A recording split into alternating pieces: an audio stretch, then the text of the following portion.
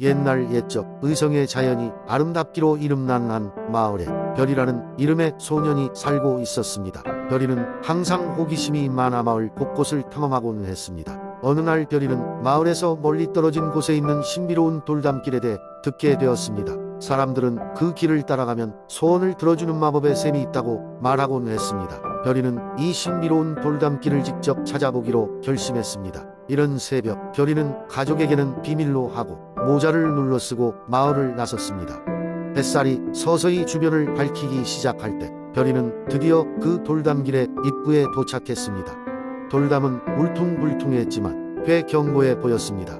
길을 걸을수록 마을의 소음이 점점 멀어지고 주변은 조용하고 평화로운 자연의 소리로 가득 찼습니다. 길을 걷다가 별이는 아기 오리 한 마리가 길을 잃고 울고 있는 것을 발견했습니다. 별이는 오리에게 다가가 부드럽게 손을 내밀고 오리를 품에 안고서 길을 계속 걸렀습니다. 오리는 곧 별이의 따뜻한 품에 안심한 두 수름을 멈추고 조용히 잠이 들었습니다. 조금 더 길을 걸어가자 아름다운 꽃밭과 반짝이는 나무가 즐비한 작은 숲이 나타났습니다.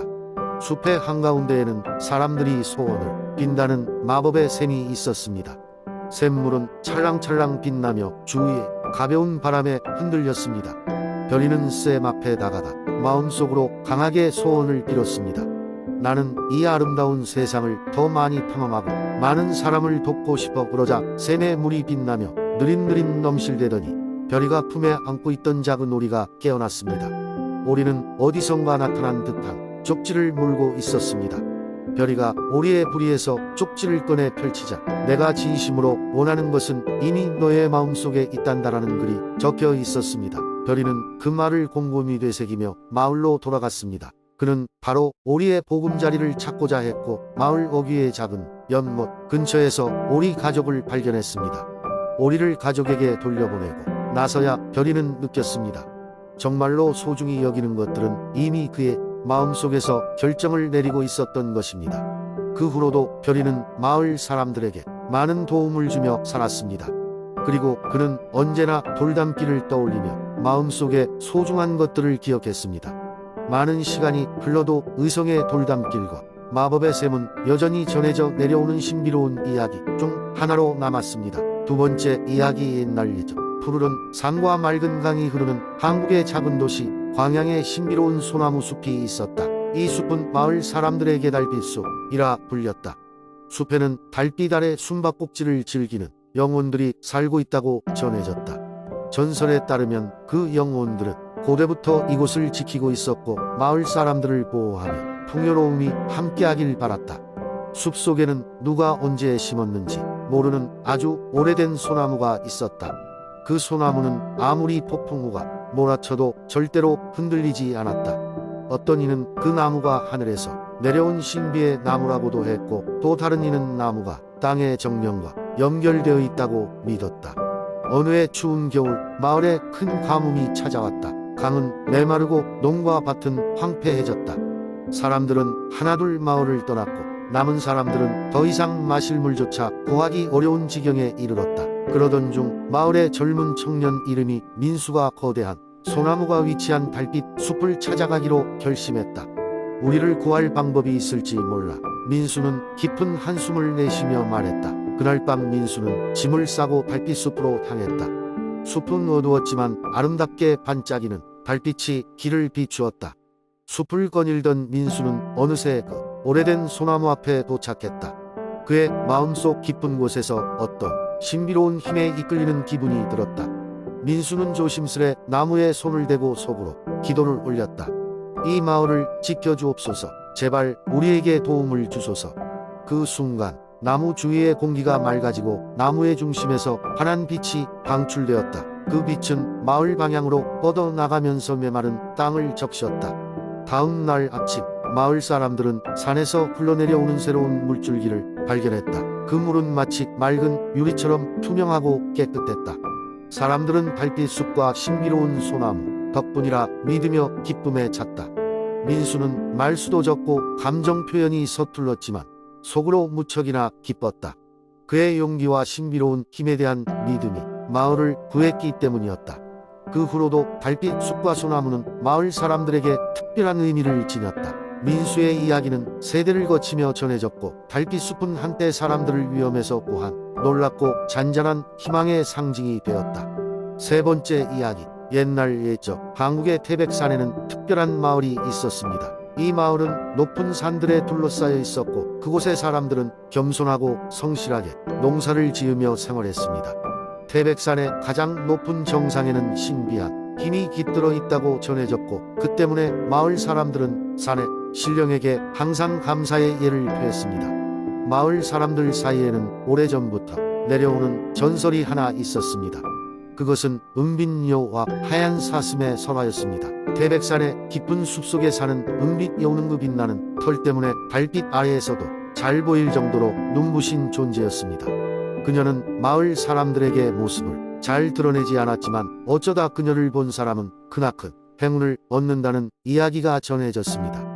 하얀 사슴은 여우의 절친한 친구로 그의 순백의 몸은 순수함과 신비를 상징했습니다. 이 두 동물은 매년 첫눈이 내린 다음날 특별한 춤을 춘다고 합니다.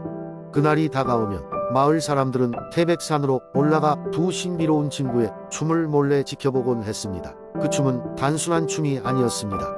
은빛 여우와 하얀 사슴이 춤을 추면 주변의 숲은 생명과 에너지가 넘쳐났습니다. 마치 모든 나무와 꽃들이 그들에게 경의를 표하듯 힘을 합쳐 신비한 조화를 만들어냈습니다. 사람들은 이러한 장관을 보면서 자연의 경이로움과 마을의 평화를 기원하곤 했습니다. 시간이 흘러 어느 해 겨울이었습니다. 마을의 수확이 좋지 않아 사람들은 걱정과 절망에 빠져 있을 때 한 소년이 있었습니다. 그는 마을의 전설을 깊이 믿고 있었고 해결책을 찾고자 태백산에 오르기로 결심합니다. 소년은 용기를 내어 높은 산길을 걸어올라 은빛 여우와 하얀 사슴을 찾아 나섭니다. 드디어 산의 한복판에 도달하자 소년은 은빛 여우와 하얀 사슴이 춤추는 마법 같은 광경을 목격합니다. 그 순간 은빛 여우가 소년에게 다가와 부드러운 목소리로 말합니다. 용감한 소년이여, 내가 이곳에 오는 것을 보고 우리는 기뻤단다. 내 믿음이 이 마을에 새로운 희망을 가져다 줄 것이다. 하얀 사슴은 소년에게 근처의 나무에서 떨어진 붉은 열매 하나를 주며 그것을 마을로 가져가라고 속삭인다. 그 열매는 절망에 빠진 마을의 사람들에게 안겨줄 새로운 희망의 씨앗이었던 것입니다. 소년은 열매를 품에 안고 마을로 돌아와 그것을 심었습니다. 몇 달 후 그곳에는 아름답고 강력한 나무가 솟아올라 마을 전역에 충분한 식량과 기쁨을 제공하며 사람들을 위로했습니다. 마을 사람들은 소년의 용기와 전설에 두 친구에게 깊은 감사를 느끼며 태백산의 신성한 공기와 한눈에 경관을 계속 지켜나갔습니다. 이후로도 태백산의 은빛 여우와 하얀 사슴의 이야기는 태백 지역에서 오랫동안 전해져 내려왔으며 사람들 사이에서 희망과 용기의 상징으로 남아 있습니다. 네 번째 이야기. 옛날 옛적 한국의 아름다운 산과 들판이 어우러진 밀양 지역에는 찬란한 달빛이 비치는 깊고 푸른 호수가 있었다.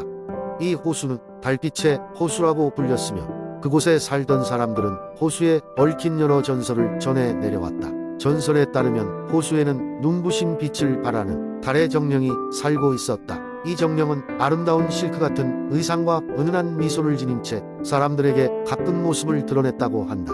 정령은 외로움을 달래기 위해 가난하지만 마음씨가 착한 사람에게만 숨은 보물을 발견할 수 있는 특별한 힘을 주곤 했다.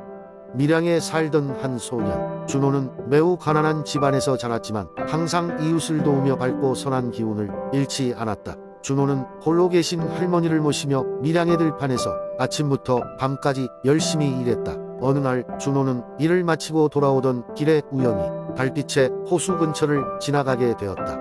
그날따라 호수의 달빛은 유난히도 밝게 빛나고 있었다. 호수 가장자리에서 근처 나무에 기대어 숨을 돌리던 준호는 갑자기 하늘에서 온 하수처럼 흘러내리는 빛을 발견했다. 그리고 그 빛 속에서 환한 웃음을 짓고 있는 달의 정령을 보게 되었다. 준호는 그 모습에 깜짝 놀랐지만 정령은 따뜻한 눈빛으로 준호를 반갑게 맞이했다. 준호야, 나는 이 호수의 수호자 달의 정령이다. 내가 이렇게 울고든 마음으로 주변을 돕고 살아가는 모습을 오래전부터 지켜보았다. 내가 너에게 특별한 선물을 주고자 한다. 그리고 그 선물은 오직 너와 같은 순수한 영혼만이 받을 수 있을 것이다. 달의 정령은 은빛에 빛을 모아 손가락 끝에 작은 구슬을 만들어 내더니 그것을 준호의 손에 쥐어주었다. 이것은 내가 무언가의 답을 찾고 싶을 때 또는 어려운 일이 닥칠 때 길잡이가 될 것이다. 너의 마음이 맑고 고들 때만 이 구슬은 그 힘을 발휘할 것이다. 준호는 깊은 감사의 인사를 전한 뒤 구슬을 소중히 받아들고 집으로 돌아갔다. 이후로도 준호는 여전히 늘 그렇듯 주위의 모든 이들에게 친절하고 노력하는 생활을 이어갔다. 시간이 흐를수록 준호의 소문은 밀양 전역으로 퍼져나갔고 그의 착한 영향력은 다른 사람들에게도 큰 귀감이 되었다. 어느 날 마을에 큰 수해가 닥쳐오게 되었고 호수 근처의 마을들은 큰 위기에 처했다. 유난히 거세게 몰아치던 빗물의 마을은 위태로워 보였고 사람들은 모두 염려에 사로잡혔다. 그때 준호는 달의 정령이 준 구슬을 떠올렸다. 조심스레 구슬을 꺼내들고 진심을 담아 마을 사람들을 지켜달라고 기도했다. 그 순간 호숫가에서는 다시 한번 빛이 일렁이며 하늘 높이 금빛 한 줄기가 솟아올랐다. 놀랍게도 그 금빛은 천천히 마을을 에워싼 물길을 되돌려 놓았고 비는 점차 잦아들기 시작했다. 위기에 처했던 마을은 무사히 속속 다시 일상으로 돌아갈 수 있었다. 사람들은 그저 우연이라고 생각했지만 준호와 달의 정령이 경험한 일은 진실한 마음이었고 그것이 모든 것에 통하는 힘임을 알려주었다. 그 후로도 밀양의 전설은 사람들 사이에서 오래도록 전해지며 달빛의 호수는 여전히 사람들에게 희망과 사랑을 선사하는 불가사의한 장소로 남아있다.